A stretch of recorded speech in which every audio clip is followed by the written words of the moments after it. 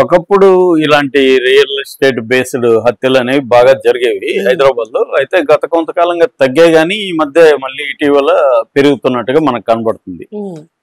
మామూలుగా మనకి ఎప్పుడైనా మాఫియా కానీ లేకపోతే గ్యాంగ్స్ కానీ ఎక్కువగా రియల్ ఎస్టేట్ లోనే ఉంటాయి. ఎందుకంటే అది క్విక్ మనీ, ఆ తర్వాత ఆర్గనైజ్డ్ గా ఉండదు. కాబట్టి దాంట్లో ఫోర్స్ ఉపయోగించి ఇటు ఫ్యాక్షనిస్టులు కానీ, రాయలసీమ ఫ్యాక్షనిస్టులు కానీ, మాజీ నక్సలైట్లు కానీ వీళ్ళందరూ కూడా రియల్ ఎస్టేట్ ద్వారానే విపరీతంగా రాత్రికి రాత్రి కోట్లు సంపాదించారు. నయీం ఒకడు, అక్కడ ఫ్యాక్షనిస్టులు అయితే చెప్పాల్సిన మళ్ళీ రాజశేఖర రెడ్డి పీరియడ్ లో మొత్తం ఫ్యాక్షనిస్టులు అంతా ఇక్కడే ఉండేవాళ్ళు. ముఖ్యంగా పరిటాల రవి ఇట్లాంటి వాళ్ళు ఇక్కడ ఏంటంటే ఒక పంచాయతీ చేస్తే చాలండి, ఒక 100 కోట్ల సెటిల్మెంట్ చేస్తే మీకు 10 to 15 crores వచ్చేస్తుంది. అదేముంది, సెటిల్మెంట్ పెద్ద విషయం కాదు. వీళ్ళకి ఆల్రెడీ బలం ఉంటుంది, వీళ్ళకి ఒక రెప్యుటేషను లేకపోతే దాని ఏమంటారు బ్యాడ్ పబ్లిసిటీ ఆల్రెడీ ఉంటుంది, భయం ఉంటుంది జనాల్లో. వీళ్ళు ఎందుకంటే ఒక్కొక్కరు 10 మటర్లు 20 మటర్లు చేసి ఉంటారు కాబట్టి పేరు చెప్తే చాలు. అలాగా చాలా అప్పట్లో పరిటాల పేరు చెప్తేనే ఆయన రవెన్న ఉన్నాడు అనగానే ఇంకా అవతలోడు కొంచెం తగ్గుతాడు. అట్లాగే నయీం అనే పేరు చెప్తేనే అవతల వాళ్ళకి చెమటలు పడతాయి. సో అలాగా విపరీతంగా డబ్బులు సంపాదించారు ఇటు వీళ్ళు ఫ్యాక్షనిస్టులు, ఎక్స్-నక్సలైట్లు, కొంతమంది పోలీస్ ఆఫీసర్లు. ఒక నయీంతోనే 14 మంది పోలీస్ ఆఫీసర్లు ఒక్కొక్కరు 100 కోట్లు సంపాదించారు నయీంను ఉపయోగించుకొని. ఫైనల్ గా నయీం బలయ్యాడు, వీళ్ళందరూ బాగానే ఉన్నారు. సో అలాగా ఇది కూడా అట్లాంటి కేసే. ఇది మామూలుగా వెంకటరత్నం ఇప్పుడేదో జరిగింది కాదు, దీనికి కూడా ఒక ఫ్లాష్ బ్యాక్ ఉంది, ఒక రెవెంజ్ స్టోరీ ఉంది. ఇది ఇంట్రెస్టింగ్ సినిమాటిక్ స్టోరీ అని చెప్పుకోవచ్చండి. ముందుగా ఏం జరిగిందో చెప్పి దాన్ని మళ్ళీ నేను ఫ్లాష్ బ్యాక్ వెళ్తాను. మొన్న ఏం జరిగిందంటే వెంకటరత్నం అతని పేరు, 54 ఏళ్ళు.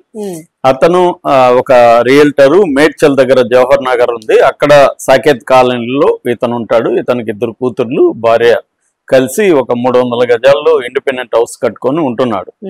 సో ఇతను మొన్న అర్లీ మార్నింగ్ 7:30 గంటల ప్రాంతంలో 2 కూతుర్లను తీసుకొని స్కూటీలు స్కూల్కి తీసుకొని వెళ్ళి వదిలేసి వస్తున్నప్పుడు సడన్ గా ఒక 6 మంది అటాక్ చేసి అతన్ని కత్తులతోనూ ఒక నాటు తుపాకీతోనూ దాడి చేసి విచక్షణారహితంగా పొడిచి అతి దారుణంగా పబ్లిక్ అందరూ చూస్తున్నాగానే చెప్పేసి వెళ్ళిపోయారు. సో అసలు ఎవరు ఈ వెంకటరత్నం, ఎవరు రియల్టర్, ఎవరు చంపారు ఏంటనే దగ్గర ఇప్పుడు డీటెయిల్స్ బయటకు వచ్చాయి. మొన్నటి వరకు క్లియర్ గా పిక్చర్ రాలేదు, ఇవాళ నిన్నటికి క్లియర్ గా పిక్చర్ వచ్చింది. ఇప్పటికి కూడా పోలీసులు అఫీషియల్ గా అయితే అనౌన్స్ చేయలేదు. షాయనాథ్ గంజ్ పోలీస్ స్టేషన్ లో ఈ 6 మంది కూడా సరెండర్ అయిపోయినారు అనేది మనకు అందుతున్న వార్త, కానీ పోలీసులు అనౌన్స్ చేయలేదు. ఎందుకంటే ఇక్కడ గ్లోబల్ సమ్మిట్ జరుగుతుంది కాబట్టి ఆఫీసర్లందరూ ఆ పనిలో ఉన్నారు. కాబట్టి దీన్ని ఇట్లాంటి కేసులను పట్టించుకొని దీని మీద ఒక నివేదిక తయారు చేసి మీడియా సమావేశం పెట్టి అనౌన్స్ చేసే టైము వాళ్ళకి లేదనమాట. అందుకని ఈ రోజు కానీ రేపు కానీ గ్లోబల్ సమ్మిట్ నిన్నటికి అయిపోయింది కాబట్టి ఈ రోజు రేపు దీన్ని అనౌన్స్ చేసే అవకాశం ఉంది. అయితే మనకి స్టోరీ అయితే లీక్ అయింది. స్టోరీ ఏంటంటే 2000 సంవత్సరం ప్రాంతంలో ధూల్పేట వెరీ పాపులర్, మనకి ధూల్పేట బేస్ చేసుకుని చాలా సినిమాలు కూడా వచ్చాయి. గుడుంబ ఒకప్పుడు అక్కడ నాటుసారా గుడుంబ కాచేవాడు. అలాగా సుదేష్ సింగ్ అనే ఒక అతను అక్కడ ప్రముఖంగా గుడుంబ కాసి అమ్ముతా ఉండాడు. అయితే అది పోలీసులు అతని మీద దృష్టి పెట్టారు. దీంతో ఇతను ఎస్కేప్ అయ్యి మొదలు పెట్టాడు. కొంతమంది పోలీసుల మీద కూడా దాడులు కూడా చేశాడు. ఆ టైంలో సుదేష్ సింగ్ దగ్గర వెంకటరత్నం అనే కుర్రవాడు డ్రైవర్ గా ఉన్నాడు. సో ఈ సుదేష్ ఎప్పుడైతే ఎస్కేప్ అయిపోయాడో పోలీసులు ఈ వెంకటరత్నాన్ని పట్టుకున్నారు. పట్టుకొని నువ్వు అప్రూవర్ గా మారితే నేనేమి చేయము, ఎందుకంటే వెంకటరత్నం మీద కూడా పోలీసుల నిఘా ఉంది. సో నువ్వు అప్రూవర్ గా మారి సుదేష్ సింగ్ ని మాకు పట్టి అని చెప్పారు. సో ఇతను కూడా అప్రూవర్ గా మారిపోయాడు. మారిపోయి ఈ సుదేష్ సింగ్ ఎక్కడెక్కడ ఉన్నాడు అతని డీటెయిల్స్ అని పోలీసులకు ఇచ్చేశారు. పోలీసులు అతన్ని ఎన్కౌంటర్ లో చంపేశారు సుదేష్ సింగ్ ని. చంపేసిన తర్వాత ఇతను ఎస్కేప్ అయిపోయాడు. అతను అంత్యక్రియలకు కూడా వెళ్ళలేదు, ఎందుకంటే వాళ్ళకి ఏమన్నా ఎవరికైనా తెలిస్తే మళ్ళీ నాకేమన్నా అపాయం అని చెప్పి ఇతను ఎస్కేప్ అయిపోయాడు. అయితే ఇక్కడ ఇంకొక ట్విస్ట్ ఉంది. అదేంటంటే సుదేష్ సింగ్ తన కుటుంబ సారాలో వచ్చిన డబ్బుల్ని అనేక రియల్ ప్రాపర్టీస్ కొన్నాడు. 2000 మనకి ఎక్కువగా భూమి వచ్చింది 2000 సంవత్సరం తర్వాత. ఐటీ భూము ఇవన్నీ రావడంతో విపరీతంగా ల్యాండ్ కాస్ట్లు విపరీతంగా పెరిగిపోయినాయి. అప్పుడు వేళ్లు పెట్టిన వాళ్ళు తర్వాత కాలంలో కోట్లకి పడగలెత్తారు, మిలియనీర్ అయిపోయారు. సో ఆ టైంలో ఇతను ఏం చేశాడంటే సుదేష్ సింగ్ అనేక ప్రాపర్టీలు కొన్నాడు అనమాట. ముఖ్యంగా నానక్రామ్గూడ, కాజాగూడ, గచ్చిబౌలి, కొల్లూరు ఈ ఏరియాలంతా కొన్నాడు.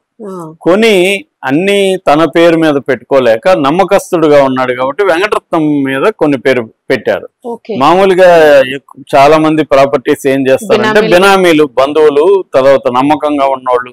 అంటే ఇప్పుడు వెంకటరత్నం మన దగ్గర డ్రైవర్ గా ఉన్నాడు కుర్రాడు, ఇతను మనల్ని మీరిపోడు అని ఒక కాన్ఫిడెన్స్ ఉన్నప్పుడు పెడతారు కదా. అలాగే తన పేరు మీద చాలా ఆస్తులు పెట్టారు. అవి తర్వాత కాలంలో 200 కోట్లు అయిపోయినాయి ఆస్తులు, ఎవరి వెంకటరత్నం పేరు మీద ఉన్నది. ఇది వాళ్ళ ఇంట్లో కూడా తెలియదు. సుదేష్ సింగ్ అన్ని చెప్పలేదు వాళ్ళ ఇంట్లో. కొడుకు చిన్న పిల్లోడు చందన్ సింగ్ అబ్బాయి పేరు. సో అందువల్ల తెలియదు అనమాట వాళ్ళకి. తర్వాత అయిపోయింది, ఇతను దర్జాగా లైఫ్ స్టైల్ స్టార్ట్ చేశాడు. ఇతనికి ఆస్తులు ఉన్నాయి కాబట్టి వాటిని అమ్మాయి కొనడంలో రియల్టర్ గా మారిపోయాడు.